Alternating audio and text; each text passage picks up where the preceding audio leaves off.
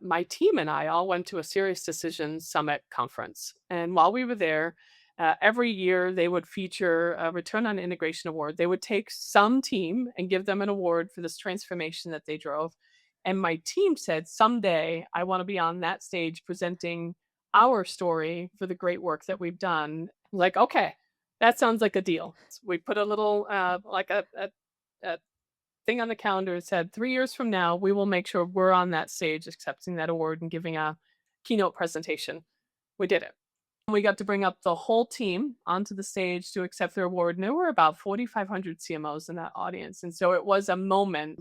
And what was really cool was that the CEO was quoted as saying, we knew that we had to transform, like change how we were perceived in the market in order to scale from 750 million to a billion.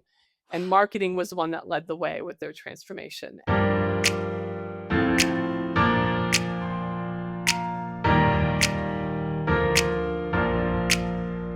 Welcome to the She's So Sweet podcast, where we interview accomplished women who have worked their way to the C-suite. I'm your host, Christy Falteruso, consultant advisor and former CCO in customer success. I'm thrilled to introduce our guest today. I've got Lisa Cole, who is the Chief Product Marketing and AI Officer at 2X LLC. Hi, Lisa. Welcome to the show. Hi, thank you very much for having me. I've been so excited about the show for some time. So, what an It's going honor. to be great. Honestly, I get the cheat code, right? So I get to go dig into all of your answers already. So I already know all the good stuff, and I am excited to dig into your story.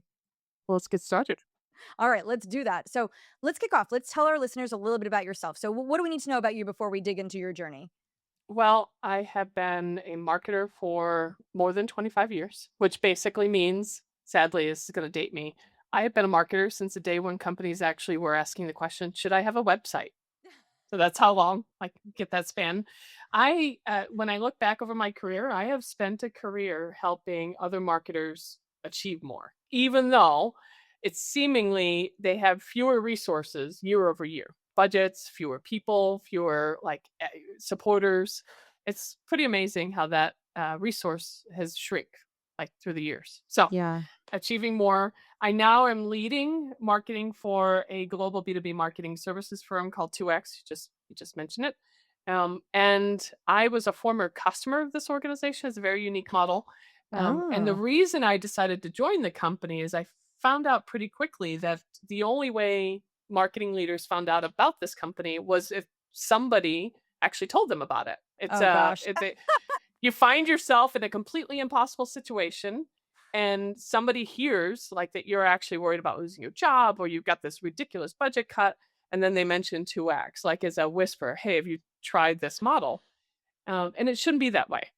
I joined the company to make sure that people are aware of all the different solutions that kind of exist out there in the world to help them deal with these impossible situations. So I love that. All anyways, right, so can we dig in for 1 second? We're not making this a 2X promo, yeah, no, no, but no, not what at do all. you guys do that's different than other marketing firms?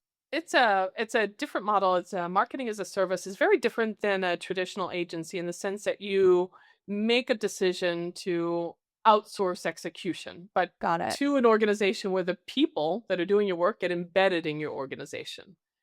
So, but it leverages offshore, it leverages obviously AI, it enables you to scale. And a lot of it's taking the really difficult execution work off your in-house team that's likely already overworked, right? They I can't love keep up that. with all the stuff that they're told to do. So this is just a way to kind of free up your team's capacity so that they can focus on much more strategic, high value work. Not a promotion. It's just a No, no, very no. different I model. I love that, and Totally that different is it. model. It is interesting. That's why I had to double click into it because the way you were Yeah. describing it, I was like, wait, this doesn't sound like a marketing agency. It No, seems a little bit no, better. it's different, right? So I use agencies for specialist problems for sure. Sure. Like you might have a brand challenge and you need to rebrand. You bring on a specialist that, can help you with that brand strategy and refresh it. But sometimes you just need to get stuff done and you need to do Yeah, it in a way that kind of frees your people so that they can focus on the really higher impact secret sauce stuff that you yeah. do. And so it's just a different model. They work well together if you need to use them. So I love that. anyways. All right. Well, for anybody listening who may need services like that, please go check them out. Yep. All right. Well, Lisa, you know where I'm going to start this because we got to start at the Yeah. beginning, and the beginning will go back as far as you'll take us. So I'm going to have you tell me how old you were when you thought this too, as far back as you can remember, right? When you were a little Yeah. girl. What did you think you were gonna be when you grew up? What did you aspire to be? What did you wanna be? When I was 12, I somehow thought I wanted to be an accountant. Okay. And Spoiler alert, I did too. I was gonna go to school for accounting. Clearly, that was not our way. no, no, no. Kept that delusion through high school and even when I started Rhode Island College, that was my major for a very brief point in time. Not that long. I'd say probably a semester or two. Okay, Yeah. so I always ask because usually there's a point of reference to that. Yeah. Um, was somebody in your family an accountant? Like, where did accountant come from? Did a teacher once say that that was your way because you were great at math? Like, why accountant? I don't think it was anything in my family. We were never really great with money, right? My mom was a single mom. So really, I didn't have somebody else's career to kind of look as Yeah, a to emulate. profile Yep. here. I think might have been a really great teacher in high school who then at least just taught me some business strategies. And within that, I Hmm. think the high school that I was at maybe offered some basic accounting classes, and I just Okay. kind of followed it that way, but never really felt passionate about it. It just seemed to be an option. Right. Yeah. It just seemed Yeah. like a career path. And I was good at Sometimes math, yeah, well, truly. I'm see, still like, good yeah, at math. yeah. Oh, see, I was never good at math. I don't really know what happened there. I don't know why I thought that could be an outcome for me, but, my mom did, my parents ran a business. They ran a deli for Okay. 48 years, and so my mom did the books for the Okay. business, and so maybe it was more That bookkeeping makes and sense. accounting, but I saw her doing that, and I think earlier in my childhood, I was probably really good at math, and I kinda gravitated towards that as an idea. That's why I Yeah. asked because sometimes we this is why like seeing so many people with different careers is important because you can believe that you could be something when you see it in front of you. So I always wonder if there's a connection there or where that came from. Yeah, yeah. Well, I would offer a very humbling moment. My daughter is very good at math, but she gets stuck sometimes and asks for help. And those moments, I realize maybe I wasn't that great at math. It's like a chat GPT moment. Like, please help me figure out what is this equation. Anyways, so All right. Well, you and I are similar in that sense. The only thing is, I tend to outsource my daughter's academic assistance to my husband, who is really good in math, where I am not. So I'm like, nice. I'll take the social Okay. aspect of her life. So like parties, proms, getting dressed, shopping, things like that. I can handle that. Friend group, navigating girls, which is tough. Oh, Where I'm like, I give him all the like, you take the school and I'll take all the social and we'll divide and conquer and like hopefully we make a good kid. sounds like a good parent. So, yeah, yeah, All right. Well, so Lisa, you got to tell me now, 12 years old, it was accountant. How did yeah. we get from there to where we are now? Like, walk me through this like journey because you said even up to like early college days, this was still your path. It So, still was the path. yeah, like Well, give me the story. to pay my way to school, I sold cell phones. When I was in high school, I worked for Leachmere and Circuit City and Best Buy. And, anyways, I sold cell phones and I got this amazing first professional job as an account executive for Sprint at the time. Anyways, they paid an obscene amount of money. And I thought, okay, I'm going to take this job. And I shifted to go to school nights and weekends. And I thought I can make this work. I mean, it's like $50,000 at back then, which was Back a lot then of and at money. your age too. That's Totally a lot. gonna Like take it. nobody's making that Yeah. money at that age. No, not at all. So I took the job and I very quickly, within 2 weeks, I realized I was in over my head. I had the world's worst manager. Ooh. And the thing that really stood out for me is my sales manager hated marketing. Like legit hated marketing. And marketing really all they were the doers of things that made them look, made things look pretty. They did all the branding, the brochures, it was so crazy to me. So I reached out to marketing because I didn't know what I was doing, and I thought maybe they could help me build a target list. Maybe they could give me messaging. Like I have Yeah, no idea how to something. do You're like, this I don't know what job. I'm doing. I was selling cell phones retail, and now I'm selling it to like businesses. Like where do I even start? Yeah, My that's sales hard. manager is useless. But in this process, I end up talking to both of them, and they like hated each other. The functions hated each other, and I couldn't figure out. I'm like, why is it that marketing themselves have relegated themselves to being like order taking, make things look pretty when they really should have an understand the market, how the market buys, Yep. what they have to sell, the right messaging. They should be able to help me figure out who my target accounts should be. Like, why is this? Why are they doing something that's just so task based? And on top of that, why do they hate each other? And then I somehow kept that job more than a year. I think it's because I managed to land one deal and that deal bought me enough time to kind of figure things out. Anyways, and I started talking to other people and I found out it's like that at every company. back then it was like marketing and sales blamed each other. And I thought, that's it. That's going to be the thing. I'm going to solve that. I'm going to help marketers figure out how not to be the order takers for the rest of the org and that they can be something more than make things look pretty. So I very quickly shifted my focus to a marketing major. But really, I actually, if you look at my entire career trajectory after that, I eventually became a CMO advisor who helped them figure out how to fix the sales and marketing relationship in their company. And oftentimes, what that really was anchored to is they would go on the hook for a number, and they had no idea how to like prove pipeline impact. And what they, Mm, you know, fun facts, you actually have to change out the people on your team or up level their skills. You yep. need different technology, you need data, you need a different set of reports and dashboards, and you need to have very different conversations in the C suite. And so that's kind of the underpinning. It was that first horrible job as a sales rep who couldn't believe that marketing couldn't help and that sales hated marketing and that was the relationship. And then finding out other people felt that way about the marketing function was just seemed so unfair to me. Well, sitting in a Anyways, seat of customer success for the past 14 years, we also didn't get along with sales. So, at what point there can you we go. just say, sales, maybe it's time you guys look in the mirror because maybe it's not everybody else. Maybe it's you. Yeah, my favorite research study ever came out like a year and a half ago. Sixth Sense does this buyer experience research report every year, and the one in 2024 it brought forward data about how we're all buying things differently, and the bottom line of it was that before companies will reach out to sales, they've already picked their finalists. And of their finalists, they pick their preferred. And like 85% of the time, they actually go with their preferred vendor. And so the sales Wow. rep's job after they reach out is just to validate or invalidate what they already Already learned on believe. their own. Wow.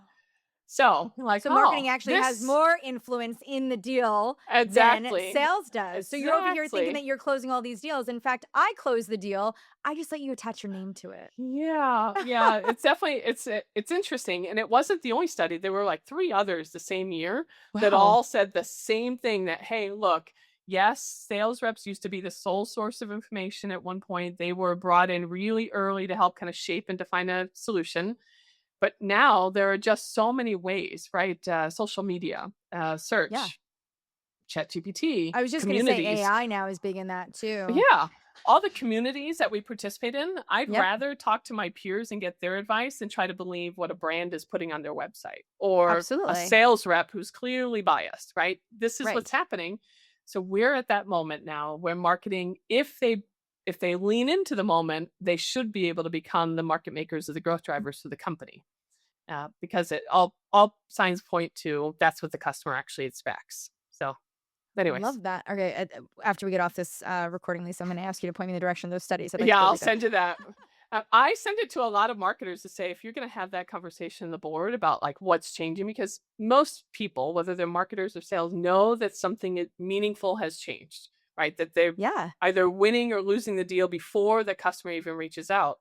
They just don't know exactly why. That research report actually answers the question why. So, anyways, I'll So send it to you. interesting. Well, listen, I think so I spent a decade of my career before customer success in marketing. So I think the marketer in There you me go. is really, really fascinated by that. We're And I gotta go check vindicated. that out. Yeah, a little bit.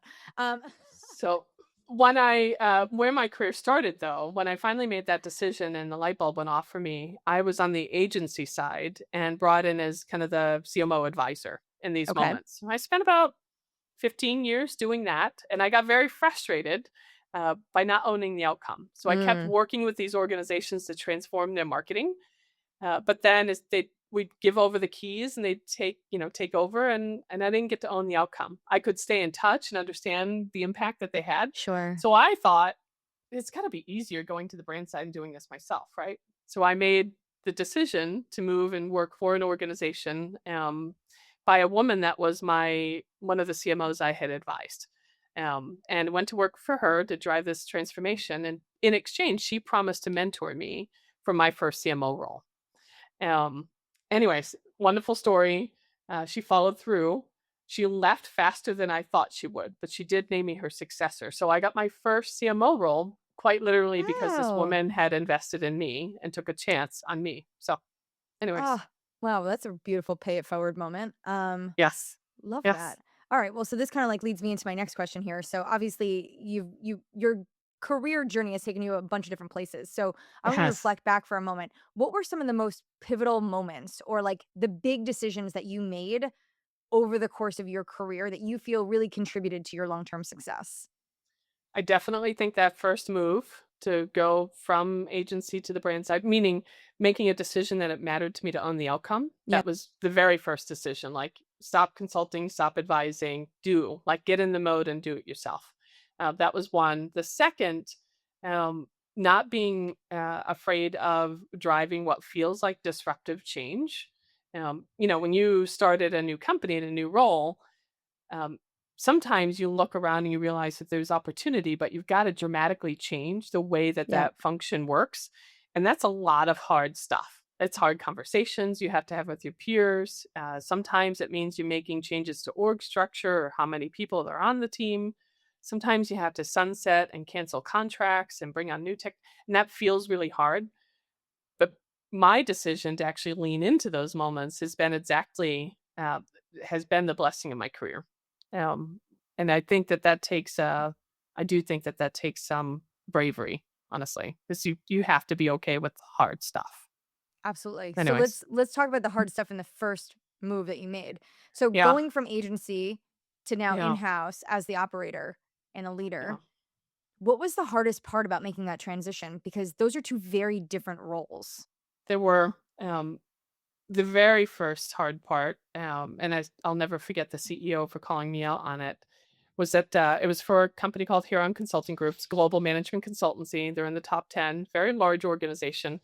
And I thought that we had to support all of the businesses equally. All of the managing directors got to kind of dictate how much support they would get. And we were just dying. My team was just overworked. They were burned out and we couldn't keep up. And we were always like on our heels having to defend ourselves about not Mm, providing sufficient support to everyone. And I remember complaining to him, and he said, I never told you that you had to support everyone equally. I never told you that you needed to be the order taking function for all these managing directors. You are going to have to make decisions strategically on what you think is the right thing for the business and say no. And I'll never forget his closing comment. He's like, find your swagger. I'm like, that's a very strange thing for a CEO to say, find your swagger. Like, why? You are the marketing leader here. You know the market best. You know what our strategy is. You know how best to support it. If you think some of this stuff is just noise, say no. Like, yeah. find your swagger. And I thought, all right, the CEO himself just told me to find my swagger, that I could say no, particularly if it's in the best interest of the company. And I don't need to treat everyone equally. And I don't need to treat every request like it's something that needs to be added to our list of stuff to do. But no was its own sentence. So that's my Wow. I mean, favorite first. that level of empowerment is like what so many people seek throughout their Yeah, entire career, right? Like they don't some people don't can go an entire lifetime and never feel that that empowered way. to Yeah, lead the way that they should be. yeah. So how did that And change? So what did you now because I now I'm interested and I'm sure everybody else is. So now you're empowered, you found your swagger, you found your no. What yeah. happened? Well, I very quickly had to figure out how to translate the business strategy into marketing strategy and state what those mandates were. And so I Okay. had something I could ladder the decisions up to. And I also could empower my team to have those conversations without me being present. I had a very large team. This is a pretty sizable marketing budget. So that was the first thing. So I had to figure out how to do that translation. And fun facts, there aren't always clear business strategies outlined to then translate into a clear marketing strategy and mandate. So Right. that's the very first thing is you have to be able to understand and then be the translator. And if you don't have something to translate, you have to get pretty good at connecting some dots. So becoming that dot connector was super helpful. The other piece is that you literally can't do it all yourself. You've got to get really good about delegating. And in that situation, being able to provide almost like a guiding compass, like operating principles for the team, and then letting go and just letting them actually go and have those conversations with leaders. That was critical. That was critical. Yeah. So would you agree with this statement? In Mm, that role, you learned how to become a business leader, not a functional leader. 100%. And that 100%. I feel Which like is I a big, hard thing for a lot of people, right? When you're a functional Yeah, leader, it's easy because you see what's in front of you, you understand your function, and you're defending it, right? Especially if you've got big teams. It's like you want to protect your people, protect the work that you do. But it's another right. thing to be able to say, I'm a business leader first. And my primary objective is to serve the best interest of the business and our business 100%. objectives and understand how my functional team supports that. Exactly. 100%. I think through the years, I just basically would help people understand, like, team 1 is the company. Yep. Like, that's team 1. My responsibility here is to support and enable the execution of that strategy to realize. Like, now, our role in that is being able to enable that. It doesn't mean you're the order taker. It means we have to make smarter decisions to support that. I love it when people will say, "Hey, marketing is really should be the chief market officer because it gets them out of the business of that marketing." Like, marketing's the only one that gets tactically, relegated to being the doers of things for the company. It shouldn't be that way. But if you show up like a business leader, they'll treat you like one. It changes how your peers see you, it changes how your 100%. team sees you, and it empowers you in different ways when you operate at that level, and I think that's 100 something I see with a lot of early career leaders who are trying to find their way, that once you get to a certain level, and I wouldn't say, like, at a low level of, like, as a manager, as a director, maybe that's still not the case, you do just have to kind of protect what's in front of you and your kind of Yeah. role and scope, but the minute you go VP and above, you have to change your mindset, you have to understand that you're leading part of the business now, not your functional team. 100%. Okay, alright, so Absolutely. I love that learning, and I Yeah. hope that that's something everyone can take away for them, but now I gotta shift, Lisa, because Okay. I also know that that journey probably wasn't an easy one, and No. that you've probably maybe acquired a few scars along the way. So, Yeah. when you think back, what were some of, like, those significant challenges or the biggest obstacles that you faced, and then how did you overcome those? Well, moments after I was told that I was promoted, the very first conversation with the CEO was that he had told me that the organization I inherited was bloated and that the too much of the budget was locked up in contractual commitments, people, technology, events, and right away he demanded that I eliminate 8 positions within the organization, which at the Wow. time was about 10% of the team.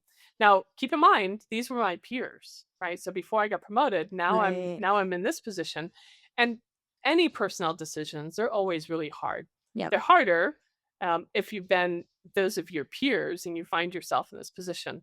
But one of the things that when I looked around is I had to really think, be thoughtful about this. I couldn't undermine the team's ability to support the overarching business strategy. I had also inherited a, a broken model, meaning that you quite literally couldn't eliminate 8 positions from this large organization without breaking how things got done. And that's one of the big lessons was sometimes you inherit a really broken operating model, meaning if you were to remove one person, you'd have all these single points of failure and you wouldn't be able to actually execute all the things you're on the hook for. And so very quickly, a big part of that was, okay, how should this work? How should we go about getting marketing done on a day-to-day basis? Where are all the kind of intersections? Like, how does this get done? And then where should we, have this in-house? What should be outsourced? However you want to outsource it. What should be automated? Automation was still a thing back then too. But that operating model meant more than the org chart. Yep. And a lot of people don't realize that they inherit a broken operating model. So even if they get approval for more headcount, they're still broken. So we've Yeah. got to look at that. Um, and that's what took me a little bit longer to figure out. So I did make a decision. Obviously, I had to deliver on the 8 headcount reduction. But the very first thing we did was, okay, well, without these team members, how do we need to change now? And some of what came through that had more to do with SLAs with our peers and other functional groups. It had more to do with putting clear decision models in place so that there was no overlap. It's a lot of things like that. It's just hard. Changing the way things got done was harder than I expected. Man, was that the first time that you had to go through a riff of, like, former peers and what seemingly becomes also your friends? Let's not forget that, like, you It build was. relationships with people. Yeah, it was. I had been involved in a situation where I've had to let someone go before that. But they were always for cause. It was people doing dumb things, right? Like you just Which is just like a lot don't easier to justify. It's that's like, "Come on, guys." easier. But in this situation, these were people that were very talented and hardworking. And it had more to do with right sizing the budget so it was more flexible to enable the business to pivot as they needed to. It wasn't personal to the individuals. And those were the hardest. I think those are the hardest conversations because they contribute. You know that they're valuable for the organization and you know it has nothing to do with them. Yep. But in many cases, it's because the organization needs more flexibility in their operating expenses. And that was the first time for sure. Yeah. Wow. Okay, so now I'm going to offer a moment of advice to folks who are listening because this is Yeah. important. And I just want to, like, before we go to our next question, I want to dig in here for a second. There's a lot of companies that are going through rifts right now, Yeah. right?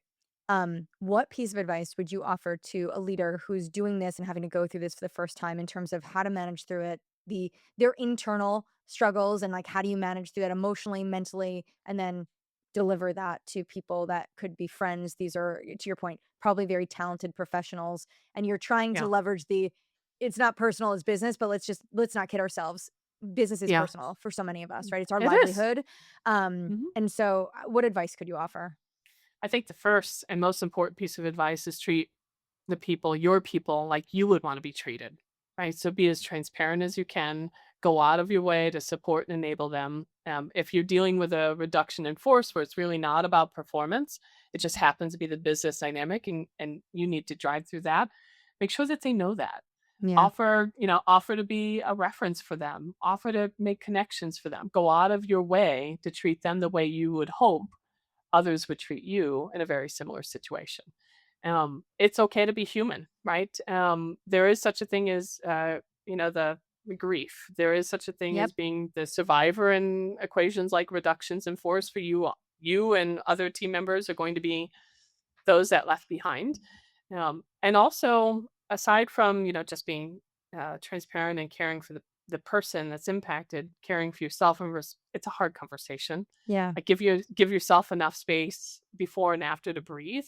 But also, one of the things that has helped me is recognizing sometimes those decisions happen because the organization may or may not exist in a few years if you don't make smarter investment decisions. Yeah. So, for example, not Insight Partners, Innosight is a strategy and consulting firm, and they study what percentage of the S&P 500 ceases to exist. So, like, how many years do they sit on the S&P 500 before the Oh. brand no longer exists?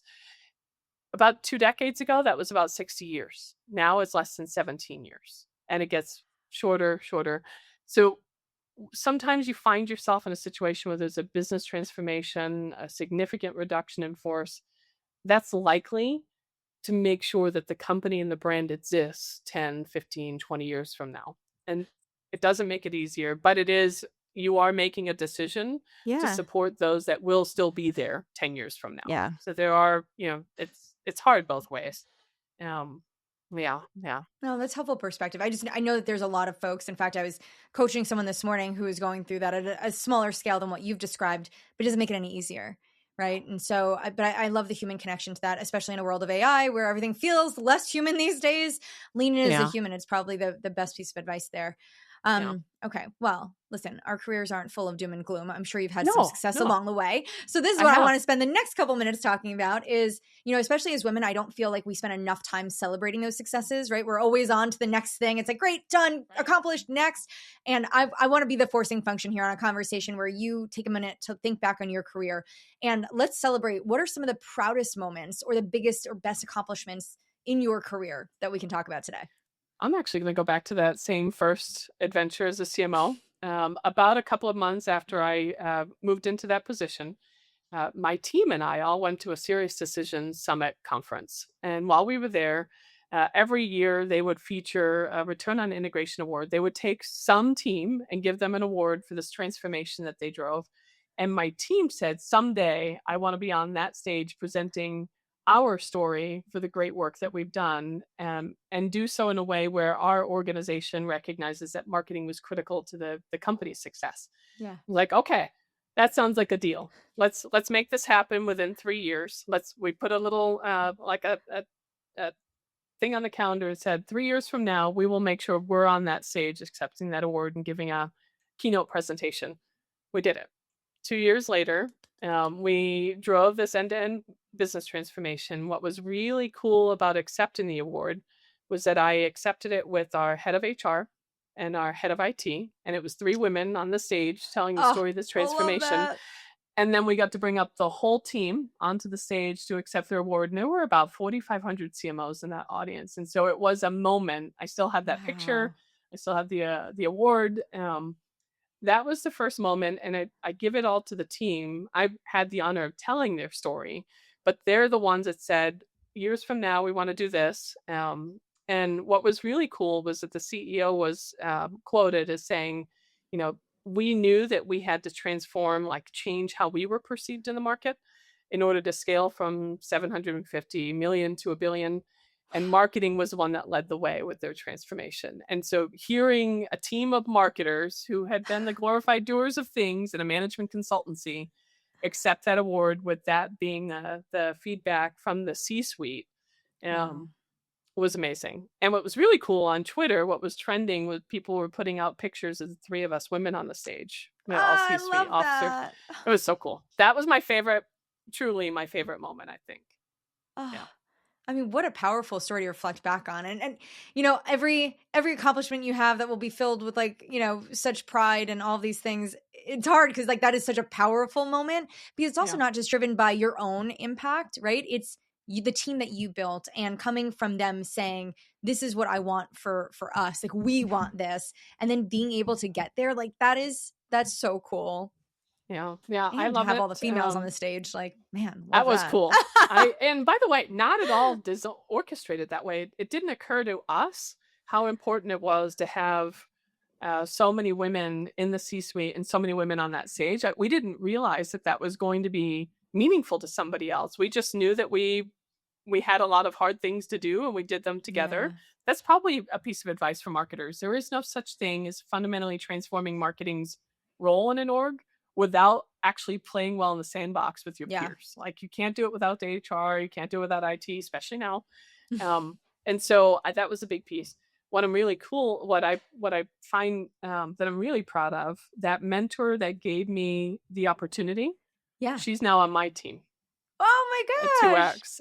And the people that were my leaders at that organization when I moved into that role, I have worked with a number of them. I have a couple on my team now. Like I have watched them grow in their leadership, their own career trajectories, and that's what I'm most proud of. Like I still am so honored that they're in my world in meaningful ways. So Oh, I love that. I've always said, I think the mark of a great leader is to maybe one day work for somebody who worked for you, right? Like you were yeah, part of their journey that got them so far in their career that like now tables have turned and now they're that leader, right? Like they're at the top. yeah, yeah. Oh, that's such a special I'm reflection for you. fully expecting to report to one or many of them soon, without a doubt. Without a doubt. Oh, Yeah. I love that. Well, listen, speaking of women, one of my Yes. favorite things that I like to say is, you know, my favorite quote is empowered women empower women. And I'm Yes. sure that you're doing a lot in the community to support that. So, what are some of the things, if you could share with us, like, how do you think about one, that, right, empowering other women? And then what are some of the things that you do or some of the ways that you go and live that in your day to day? First thing is, I will never forget Debbie and her when she moved on to a different opportunity, her pulling me forward and pulling me up. And as she was leaving Huron, I remember her saying, "Look, you know, there are going to be these doors that get open for you. Never, ever, ever forget to turn around and pull at least one other female through the door with you." Oh, And that's good. I have honored that as I've kind of advanced along my career. Now I'm in my fourth CMO role. I have always been committed to doing that. And it is just in honor of her. That's one. As it relates to most recently, I was at Empowered CXO's event last year. I think Sloan, actually, Sydney Sloan spoke at it. And there was a woman there that she gave her story, Sarah Hodgkins, and she said she shared a story about a woman that had given her her first leadership opportunity. And she was almost in tears when she was talking about how uh, really just how grateful she was for that opportunity. She closed with this line, and it sticks with me. She's like, "Find your Sarah." And so I recently wrote a book. I'm about to release a book next month called The Limitless CMO. But I convinced my company to make sure that we buy enough copies to do basically two parts. when somebody gets hired into as a first-time CMO, we're gonna send them the book free, no Love no that. charge. But we are asking them to identify, at least 2, of what they think is the next generation CMO. So nominate Oh, 2 I love marketers that you that. think could benefit from some real life advice on how to navigate some of these situations you find yourself in as a CMO. So I'm doing those things. That's actually a real program that I got my company to fund. And the book is basically just practical lessons of things they don't tell you about when you say you want to be a CMO someday. A lot of things in that Yeah. list. I was just So gonna say most of us didn't get a handbook, so I appreciate that you've designed one. not at all. Nope. There are lots of conversations that you find yourself having. You're like, wow, I don't think anybody ever told me that that was going to be a thing. Anyways, so Sadly, never. Okay, yeah, so something that a lot of our listeners and a lot of leaders often come to me with, and I'm sure you've had similar conversations, is obviously as you progress in your career, the demands grow with that. yeah, And it can be really challenging to balance your work life and your personal life, and especially as a woman, especially if you're a mom, especially if you have a right. partner, or even a pet. I've had a lot of like pet moms out there, right? Want to walk their dogs 8 times a day, good for them. How do you think Dogs are like about? perpetual toddlers, by the way. Well, To be I mean, like clear. as I heard your dog barking, and I'm like, my dog's laying behind me. I think she's in a small coma somewhere, which is good for me because Nice. that means she's not making a ton of noise. But how do you think about creating that balance in your world? And it's also fine if you tell me, Chrissy, there's no such thing as balance, because I believe that might be the case too. But how do you go and serve all of the parts of your world? Well, as all of those things are true in my world, in terms of I have 3 kids, 11, 9, and 9. I have 10 animals. I have no idea how 10? this has happened. 3 labs, 2 cats, 3 lizards, and the most recent addition of 2 sugar gliders. My kids are collectors of animals. We have chaos. I don't know that I've ever really been good about work-life balance. Okay, But the fair. best advice I was ever given, was that you just got to do your best to integrate these 2. And so you've got to have your non-negotiables. Make sure you're very clear about what that looks like. For me, it's when do I really need to be present? And being able to, almost similar to that first CEO that said, find your swagger, you almost have to lean in and say, these are the things that are non negotiable to me. My children are non negotiable to me. Mm-hmm. My health at this point, I've lost 82 pounds over the last three Whoa. years. And what I figured out was I needed to be very intentional about sleep, Yep. not stressing about email before I've even gotten in the shower. I do need to work out at least 3 times a week, like real workout. And I have to Yep. go to like Orange Theory so somebody else can yell at me about it, right? It's one of those things where I need that. And when my kids want me to be present for the science fair, or my daughter, I talked a little bit earlier about she's into robotics. If she's got a weekend like championship robotics thing that's on the other side of the state, I'm the one that goes with it. Like I want to be Yeah. present for that. Now, on the flip side, my family also knows that my role pays for a lot of conveniences. It pays for the wonderful Yes. house we live in. It's the reason my son can be simultaneously in baseball, football, and now apparently lacrosse. They understand that, and they understand that I travel. So when I travel, I don't get balance at all. So when I'm Yep. on the road, I work nonstop, and then when I Yep. get home, I don't work after 9 on weekdays, but I don't work on the weekends. Like I have put that in place. If I do something on the weekends, it's my own learning and development. So I have like tinkering with AI on I weekends. love that. But that's just I figured it out over time. The job I'm in now, prior to the last company I was with, didn't have any boundaries. I was with a Mm. company that was based in Israel. The schedule, they work Sunday to Thursday, which Yes. basically means all bets off before you open your eyes on Sunday. Like everything is everywhere. Yep. I was a ball of stress. I didn't make any commitment to fitness. I now know I have to have boundaries. So you just pick them. Yeah, I love And that. I think sometimes you have to decide who you work for. Mhm. And through that, you interview them as much as they interview you. Absolutely. So, I love that. yeah. All right, Lisa. Well, listen, I think it's a beautiful place for us to leave. Is so if you had to offer any piece of advice to our listeners right now, what would you leave them with? I thought we might get away without talking about AI for an entire podcast. But I I don't do know think how.